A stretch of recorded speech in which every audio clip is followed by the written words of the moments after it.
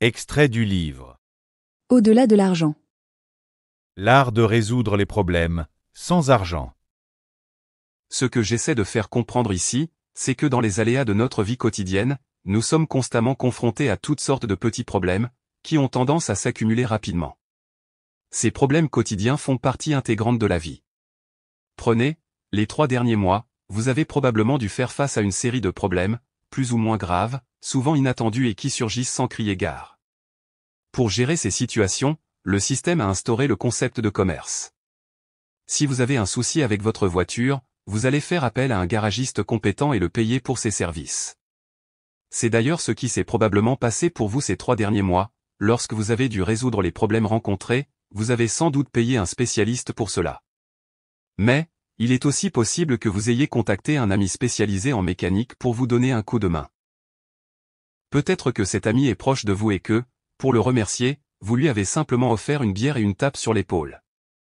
Si l'on y regarde de plus près, dans cet échange entre vous et votre ami, il n'a pas été nécessaire de rédiger un contrat, ni de passer par une banque. Cela signifie que vous avez pu vous passer du système juridique et bancaire, et que vous avez réalisé un échange simple, anodin et très courant, qui va au-delà du concept de commerce. C'est précisément sur ce point que cet ouvrage se concentrera, pour vous montrer que l'entraide, et le partage, sont des concepts naturels, bien plus efficaces que n'importe quel système monétaire ou contractuel. Bien sûr, il est évident qu'il existe des situations où, même avec la meilleure volonté du monde, nous ne pouvons pas nous passer du système légal ou bancaire.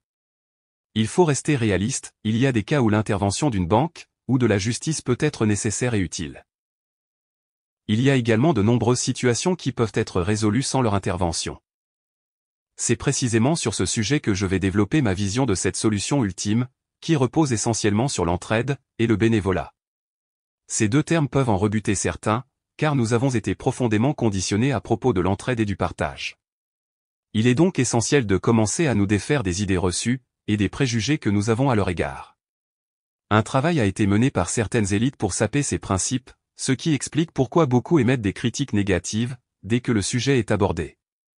Pourtant, comme nous l'avons vu précédemment, à votre échelle, vous exercez déjà de temps à autre votre capacité à aider les autres, ce qui est naturel pour la plupart des gens.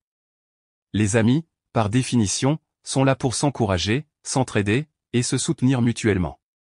D'ailleurs, il arrive souvent que des amitiés se brisent lorsque les notions de profit et d'argent entrent en jeu.